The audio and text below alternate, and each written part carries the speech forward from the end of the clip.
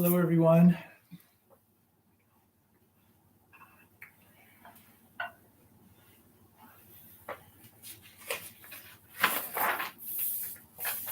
Nice to see you all here.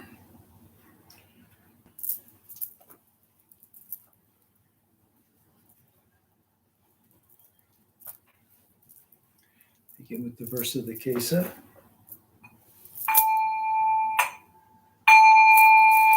Vast is the robe of liberation, a formless field of benefaction. I wear the Tathagata's teaching, freeing all creations. Vast is the robe of liberation, a formless field of benefaction. I wear the Tathagata's teaching, freeing all creations. Vast is the robe of liberation, a formless field of benefaction. I wear the Tathagata's teaching, freeing all creations.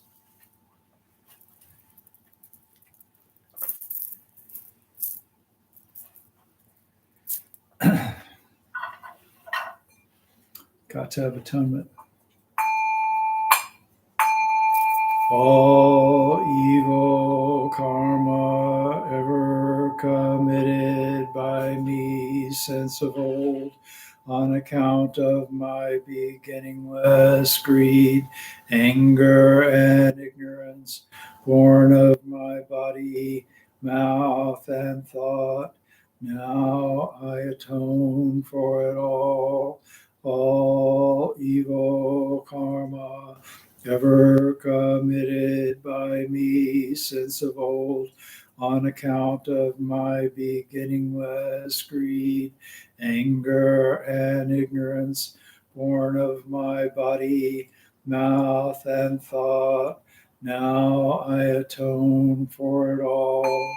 All evil karma ever committed by me since of old, on account of my beginningless greed, anger, and ignorance, born of my body, mouth, and thought, now I atone for it all.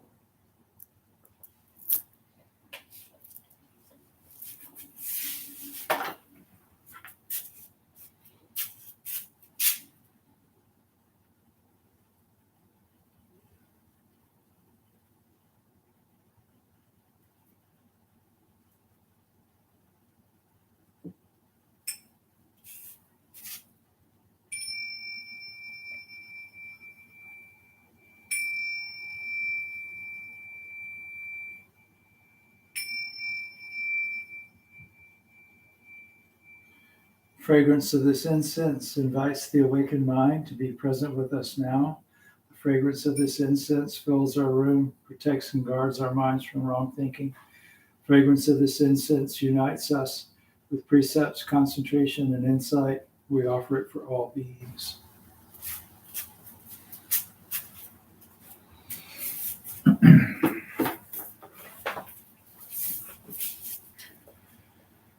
Homage to the Buddha. Namo tassa bhagavato arahato samma sambuddhassa. Namo tassa bhagavato arahato samma sambuddhassa. Namo tassa bhagavato arahato samma sambuddhassa. I go to the Buddha for guidance. I shall become one with the Buddha. I resolve that I shall each day follow the way of life he laid down for us to walk and awaken to his supreme wisdom. I go to the Dharma for guidance. I shall become one with the Dharma. The gates of Dharma are manifold. I vow to enter them all. The goal of wisdom is ever beyond. I shall attain it. I go to the Sangha for guidance. I shall become one with the Sangha. In the spirit of universal fellowship and as a member of the Sangha, I pledge myself to strive for the enlightenment of all beings. The Metta Sutta. This is what should be done by one who is skilled in goodness and who knows the path of peace. Let them be able and upright, straightforward and gentle in speech, humble and not conceited, contented and easily satisfied, unburdened with duties and frugal in their ways, peaceful and calm and wise and skillful, not proud and demanding in nature. Let them not do the slightest thing that the wise would later reprove. Wishing in gladness and in safety, may all beings be at ease.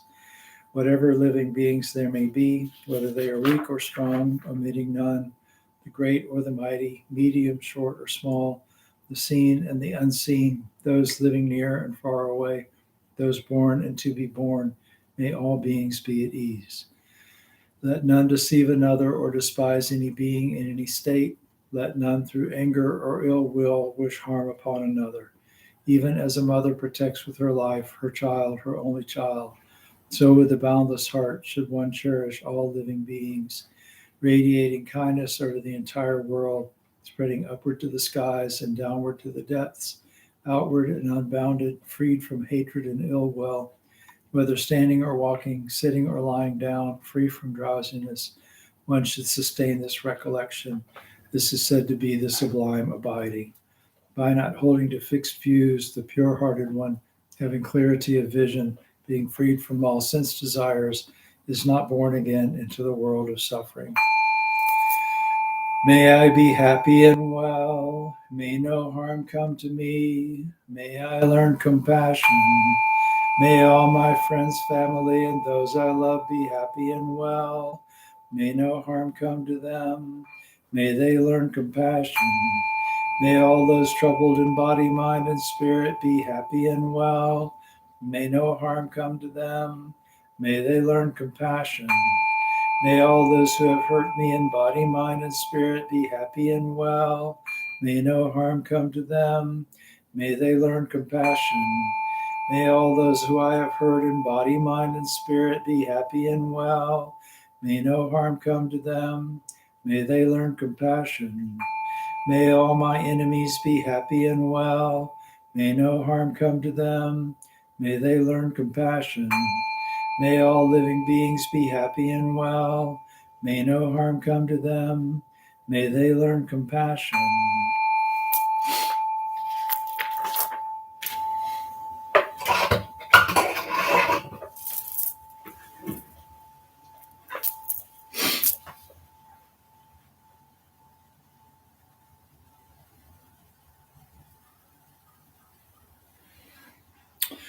Do a guided meditation tonight. It's the first Wednesday of the month, so we do that.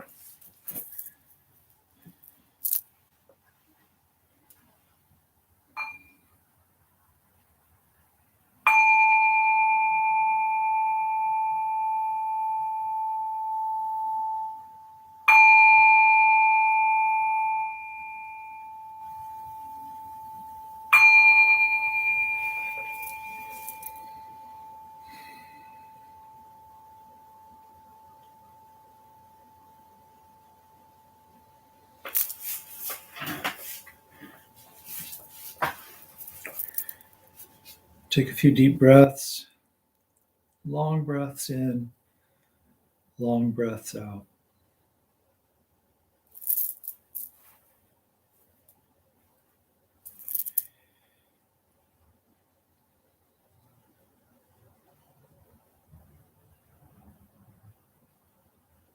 Nice and long, deep breaths coming in, going out.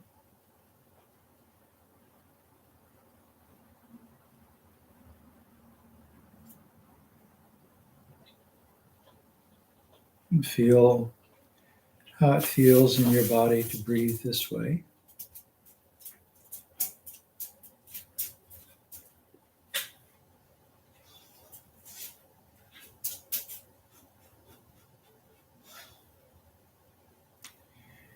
And then you can try varying your breath a little bit, long breaths in, short breaths out. So extend the in breath and then let it go. Do this a few times. Noticing how it feels in your body to breathe like that.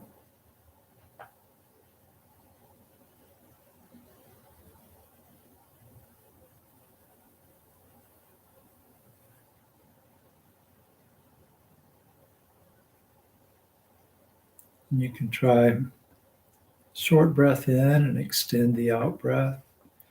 Short breath in, long breath out.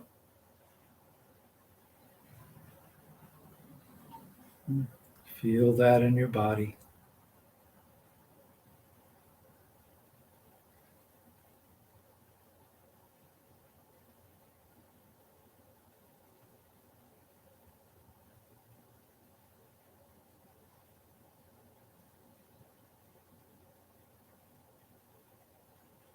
And then short in and out breaths.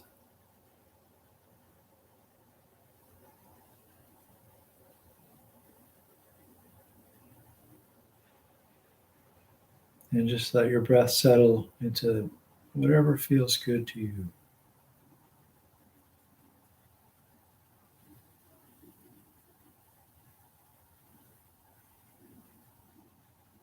Don't breathe any special way, but know when you're breathing in, know when you're breathing out.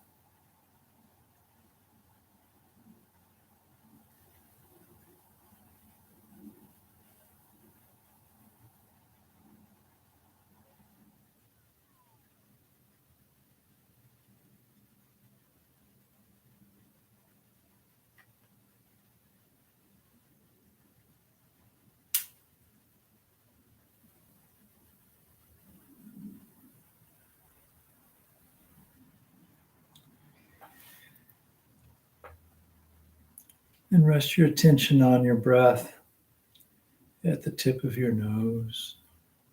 Just the awareness of the breath coming and going. Air moving over your upper lip, perhaps. Warmth and coolness of the breath coming and going through your nostrils.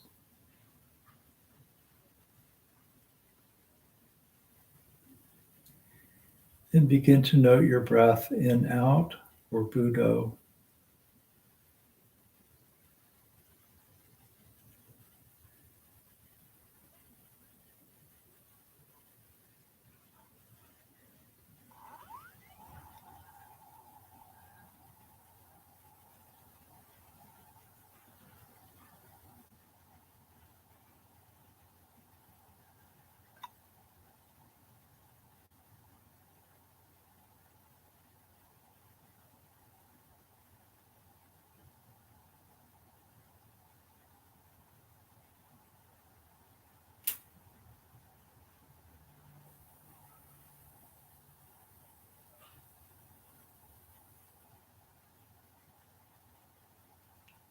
And then shift your attention down a little deeper along the path the breath takes to the back of your mouth where your sinuses open up toward the back of your throat. And just feel the breath flowing past that touching point, that place where the breath touches the body.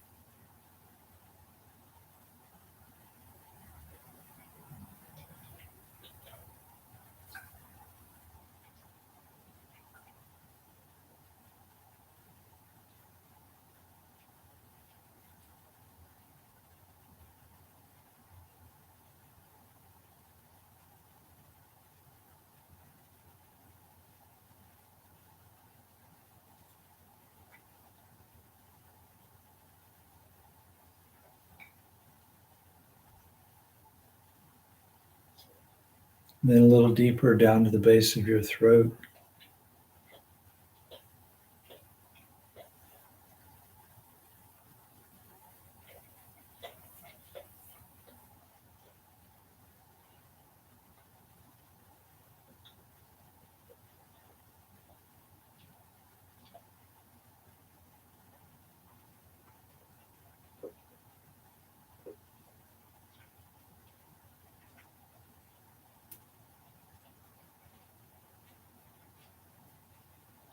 Down to the center of your chest, feeling your lungs filling and emptying with each breath.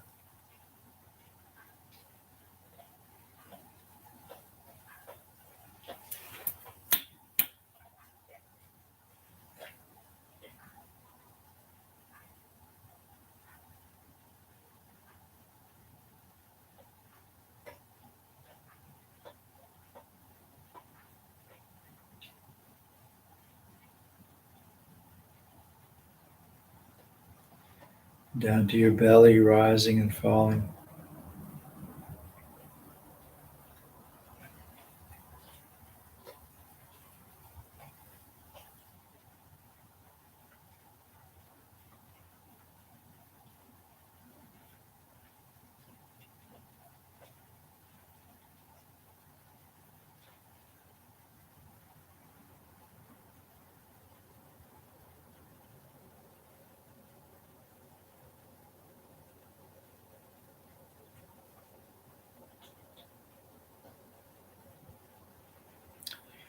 And you can keep your attention at the belly or move it to any other place where it's comfortable to watch the breath.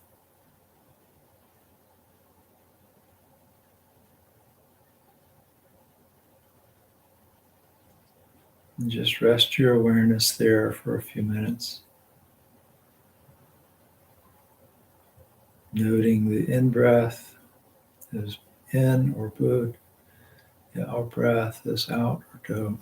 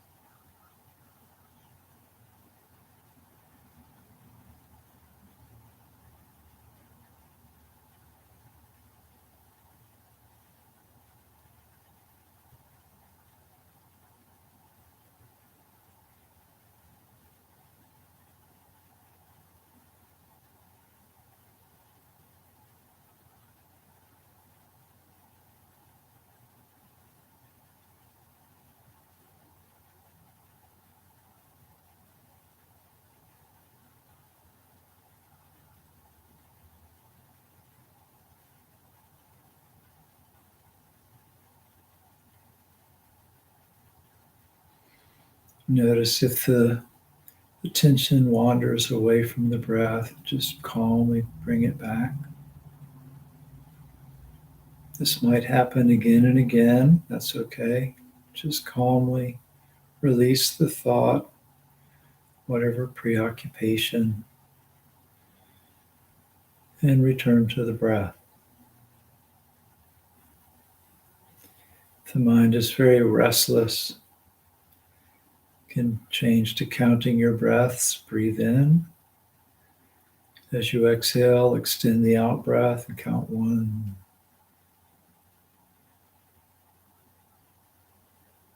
2, up to 10, and then start over.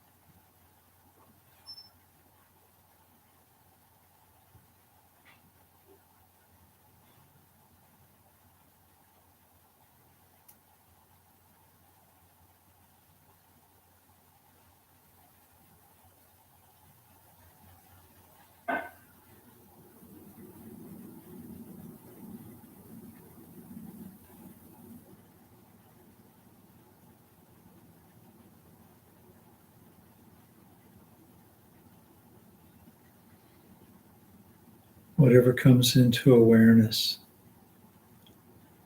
thoughts, feelings, physical sensations, sounds, you can either let it go or let it be. There's no need to push anything away, no reason to cling to anything. Thoughts arise, we can even find ourselves caught up in thinking.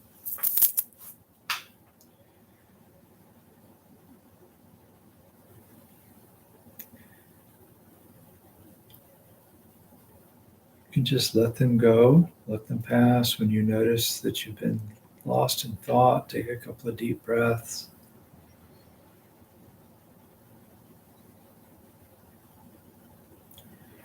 Recenter your attention on the breath.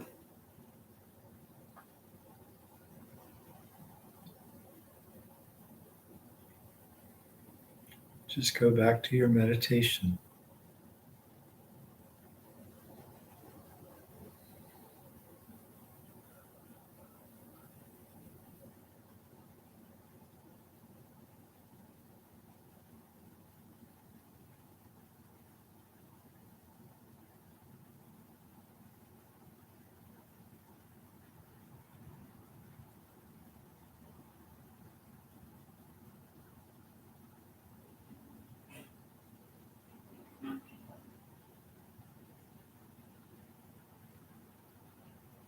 Some things are not that easy to let go. Physical sensations, for instance, they're not going to go away just because you magically let them go. So let them be.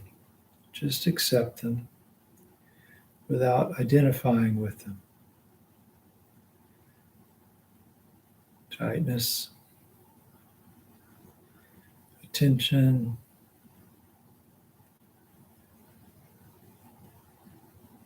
things that arise in the body.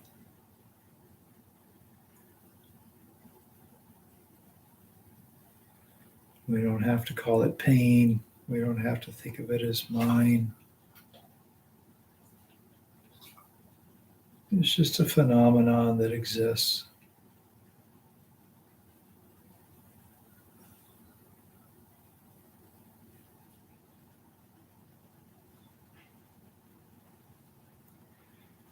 So let it be without wishing it be anything different.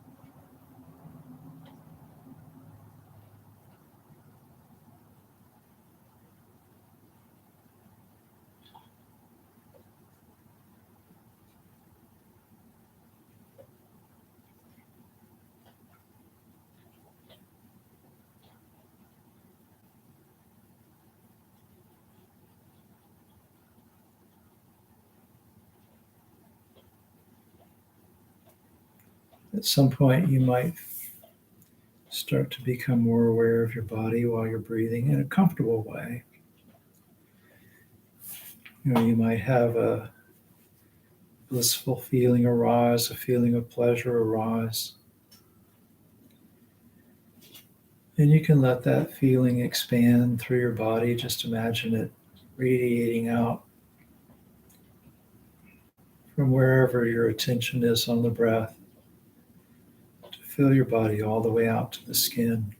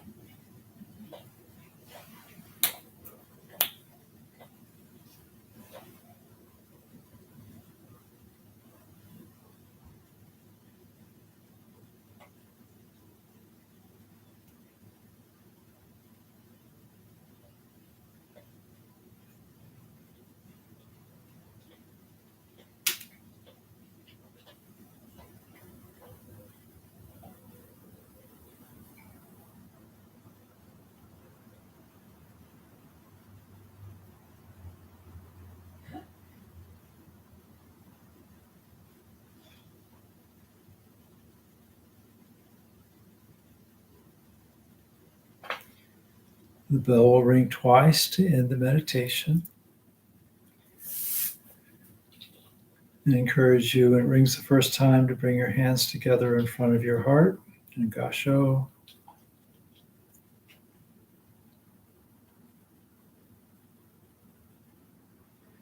And when it rings the second time, you can bow. Just bow forward about 45 degrees. And then straighten back up. And then don't try to jump out of meditation in a hurry. Take your time. Take a few breaths. Be aware of yourself and your surroundings.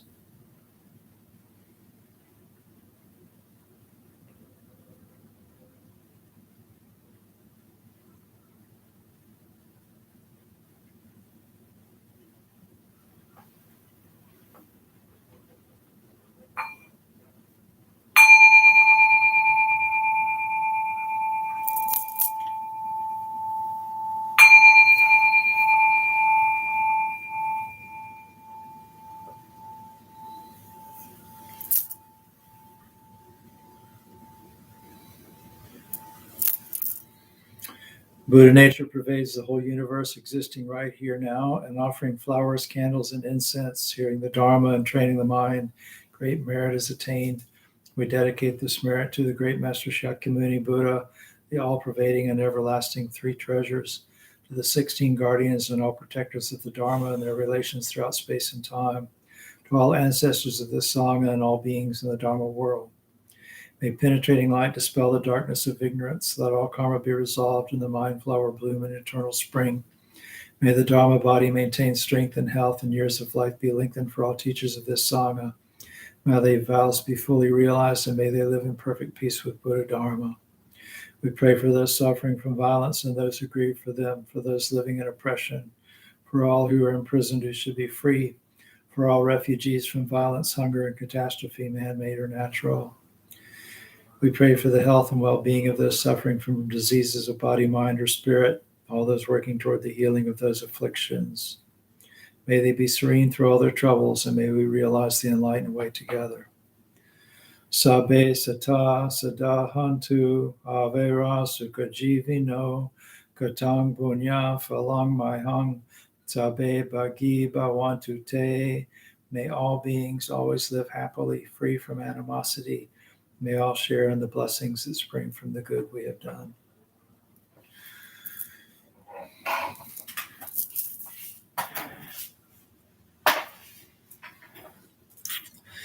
So hello, Catherine. Hi, Nina. Hi, Marianne. Hello, Tebin. Hello, Daphne, and anybody else who's here that I've missed. Small turnout tonight, but that's okay. The others will catch it later, I'm sure.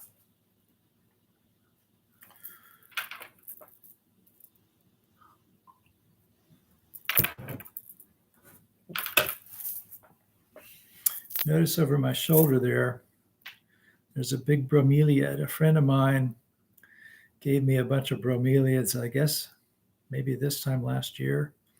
She had a tree, big tree that had to come down, and they were all growing in the shade under this tree. And so when all of a sudden there was no tree, there was no shade. Oh, Stephen, okay. That's good to know. I've been seeing that name and not knowing. Anyway, there's no shade. And so these bromeliads were all burning to a crisp. And so she just yanked up a bunch of them and we're passing them out to friends. And so that one's been in a pot on the front porch, and it bloomed this week. It's very pretty. I don't know that you can tell because the light's not real good in here, but it's very bright red. I like it. So reading this book. I think I mentioned this book before. I can't remember if it was on Wednesday night or Thursday or what, but it's called The Book of Joy, Lasting Happiness in a Changing World. And it's by the Dalai Lama and Desmond Tutu. And it's interesting because I gotten the library book version of it and was reading it. And a friend from Stetson gave me a hard copy of it. So, which is good because I think it's one of those books that I'll end up coming back to a lot. It's interesting to see their different takes on things. You know, Bishop Desmond Tutu and the Dalai Lama are probably two, fairly well recognized enlightened masters in this day and age, and they've both been through some really, really difficult things. And, because the Dalai Lama lost his country, basically, and, had to go into exile and start a government in exile on the other side of a bunch of mountains, a very arduous journey. If you have never read that story, you should. It's interesting stuff because, he was picked out as the Dalai Lama, recognized as the incarnation of the Dalai Lama as a child, and then taken from his family to a monastery and raised in luxury, really. I mean, he was raised a monk, so it's kind of challenging, not like being raised a king where you're pampered and all of that, but still, you're the head of a government, head of the major branch of a major religion. And then as a young adult, have that all basically taken from you, and have to adapt. And then of course, Bishop Desmond Tutu, or Archbishop Desmond Tutu, lived through apartheid and helped end that. And, there were people being killed, and he had getting lots of death threats and all that kind of thing. And so one of them obviously is Buddhist, and the other is Christian. But yet you see they're both enlightened. They're both awake. I mean, I don't imagine Archbishop Tutu calls it that, but I would. Both bodhisattvas in their own way, I think. So I mentioned this because I've been reading this, and I came across something that talked about stress and suffering, dukkha, specifically dukkha. And it said something that I had not heard before, but that was very interesting. And so I want to share it with you, because when I find something that I haven't heard before that I think is interesting and useful in a spiritual way, I like to share it with you guys. So, he's talking about dealing with stress, difficulties, suffering, and says how do we deal with obstacles to joy? Because he's basically saying dukkha is an obstacle to joy. And the inevitable source of suffering, internal and external, that cause so much pain and anguish. Where do they arise, or when they arise? So what do you do about it? Since we can't control the inevitability of these occurrences, but both the Dalai Lama and Tutu agreed that we could influence their effect in our life by adjusting the attitude we take toward them. And so the first step is to accept the reality of suffering. And then quotes the Buddha, and this is one of those things that I like to come back to once in a while, this particular statement. He says, I have taught one thing and one thing only, suffering and the cessation of suffering. So, a lot of times when people get bogged down on what is emptiness, and, all of the, we're talking about the Diamond Sutra, starting on the Diamond Sutra tomorrow. And there's a lot of stuff to get confused about, but if you keep coming back to this, I see one thing and one thing only, suffering and the cessation of suffering, which maybe is two things, but there is basically suffering and how to end suffering. He says the first noble truth is that life is filled with suffering. The Sanskrit word for suffering is dukkha, also happens to be, Lola, stop it. Sorry, she's under the desk she's on the other side of the desk where I can't reach her. She's chewing on her paw or something. It's really annoying. Sorry. Can you hear it? Is it just me? If it's just me, I won't worry about it. But if it's distracting to you, I'll try to stop her.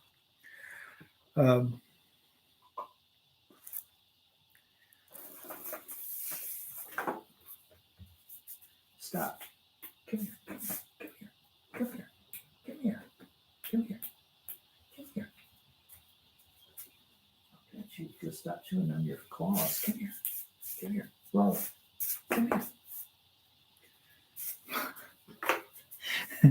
here. Now she doesn't trust me. She thinks I'm up to something. You don't hear it? Okay. I'm not going, maybe a little. Lola is, yes. Lola is, we think maybe 17 years old, at least 16 years old, maybe 17. And she's, medium-sized dog. She's like 60 pounds. And they tend not to live that long. So she's very old and she's got a little cognitive decline. So, she'll get kind of caught up in something. She's actually not suffering too much, but for whatever reason, she's got this fascination tonight with one of her paws. I don't know, maybe an ant bit it while we were walking earlier or something. Anyway, I'm glad it's not too disturbing to you guys. So anyway, it's talking about dukkha. Dukkha, for those of you who don't know. It's a Sanskrit and Pali word, same word in both languages. And it says can be translated as stress, anxiety, suffering, or dissatisfaction.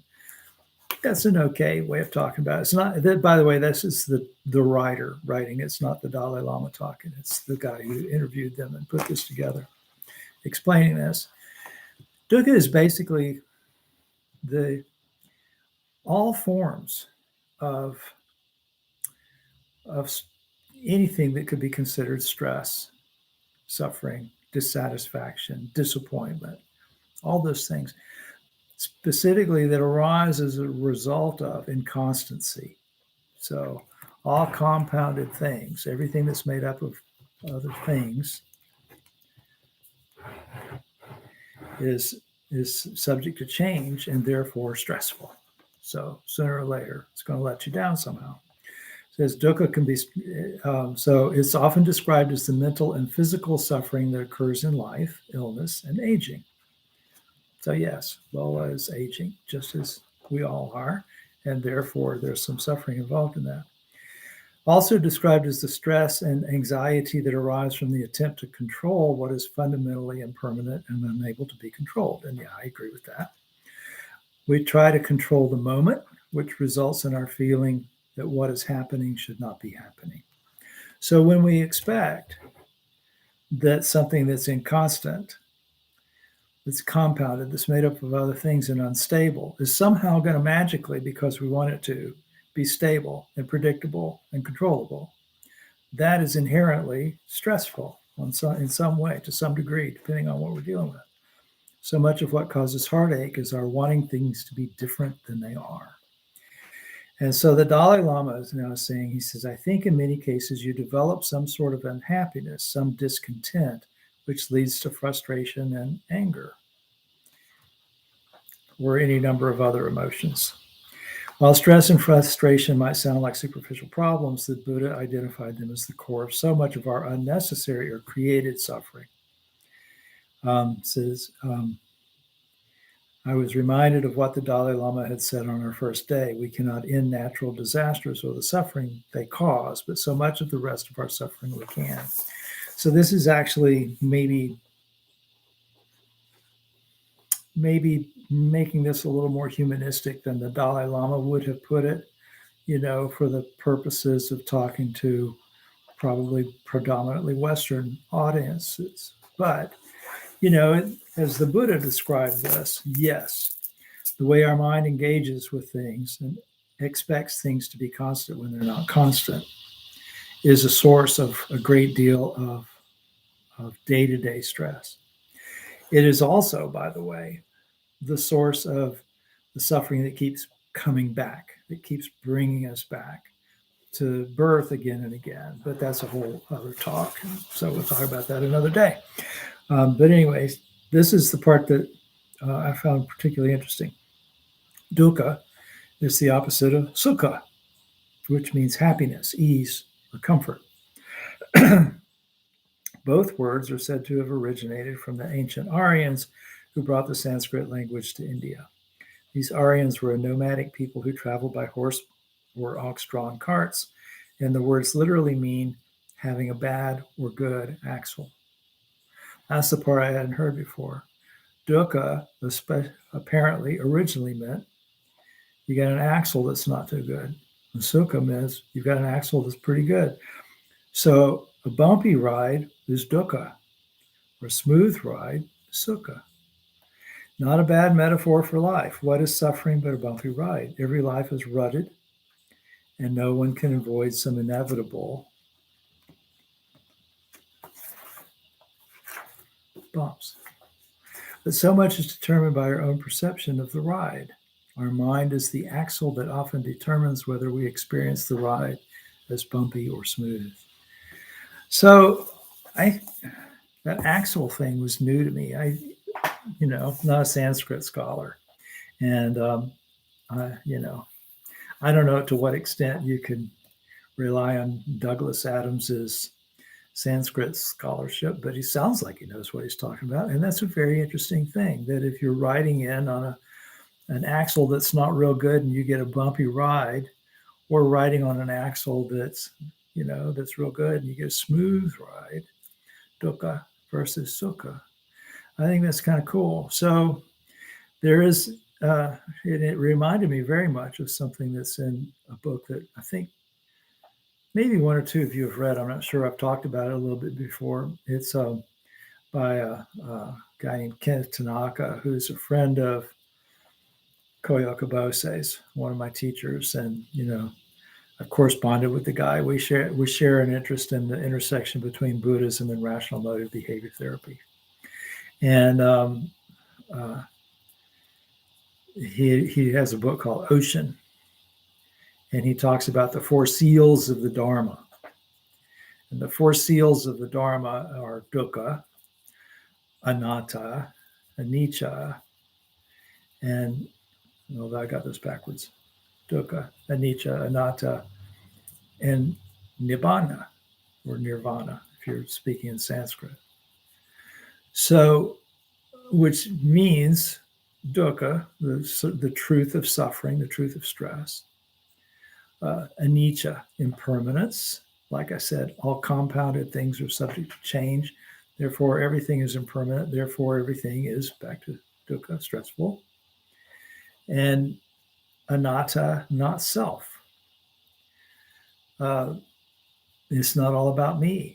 Right? The world is not organized around what I want to identify with. And nibbana or nirvana, which means the possibility of transcending that, is real. So that's the four seals of the Dharma.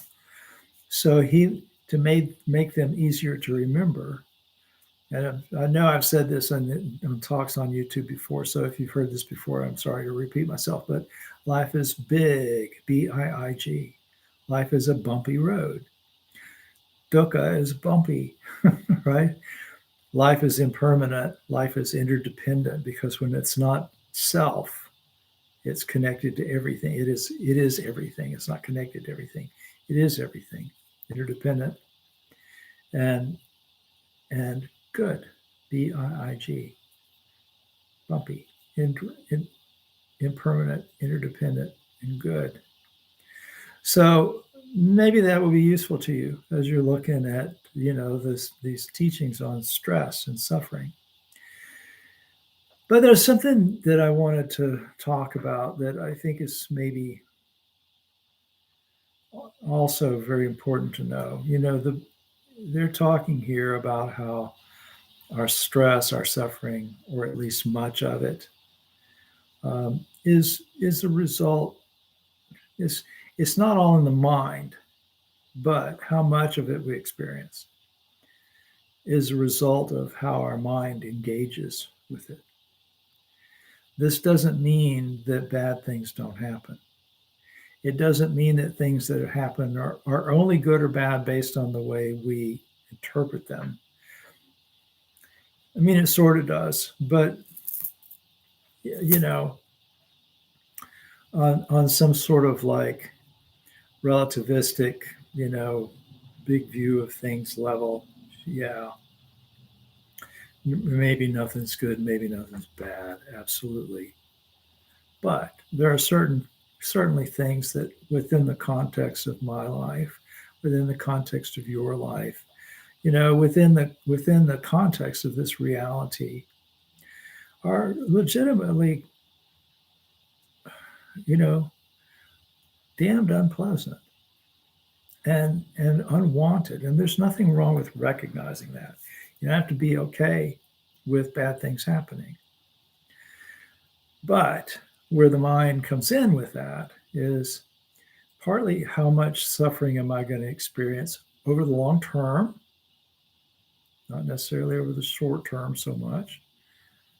Sadness is a perfectly appropriate response to some things. I'm a university chaplain, and I'm a volunteer at a prison. I encounter people who are dealing with some legitimately bad stuff. And I look at those things and go, yeah, if that was happening to me, I would not be sitting here going, oh, well, the suffering is all in my mind. I mean, it's some difficult things that people go through. And so part of this is to recognize that and to go ahead and be realistic about our responses to it. And then the thing to work toward is some resilience. Bad things happen. We can still have lives of meaning and purpose, even though bad things happen. And so that's where equanimity comes in. Equanimity is not everything is equal, nothing's good, nothing's bad. Equanimity is I can hit a big wave and not be swamped. I can go through difficulties and come back to an even keel. I'm not going to enjoy it.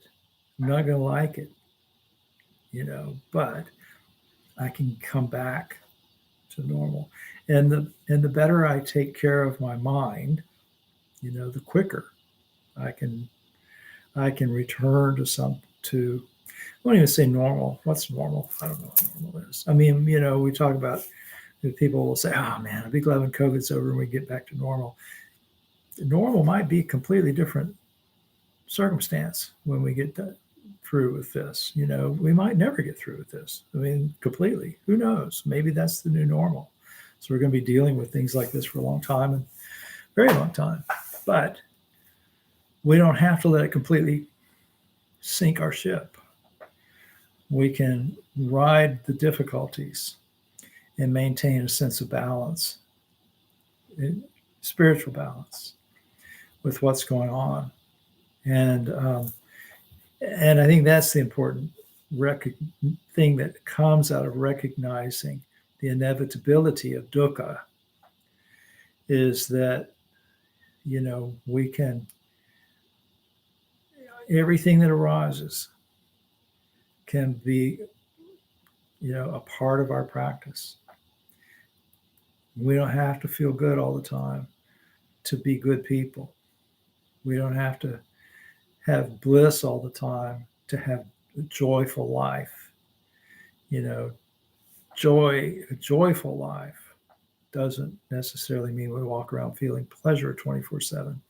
It means that we can come back to recognizing what's good in the world and enjoying being in it and being alive. So, that's kind of what I was thinking about for tonight. So hopefully that's helpful to you. If you get a chance to read this book, I encourage it. I mean, I think it's going to be one of those that I'm going to keep on near my desk, and it'll end up being highlighted and marked up all over by the time I'm through getting through it a few times, because it's one of the nice things about a book like that is that it doesn't get hung up on the Buddhistness of things. It shows that awakening is possible without belonging to a particular religion. That truth is truth. Doesn't matter what label you stick on it, what sign you hang around its neck, it's still true. And so I think I like it. So I encourage you, if you want to, if you're looking for spiritual books to read, read that one. So, and you're welcome, Marianne. Thank you for the feedback. Any questions or anything before we wrap up? So I think most of you know this by now, but the session at White Sands in the middle of this month got canceled because people weren't registering because of concerns for COVID. Some of the people who had registered, unregistered. So, and that's totally understandable. So we'll try again. And one of these days we'll try again. It'll work out.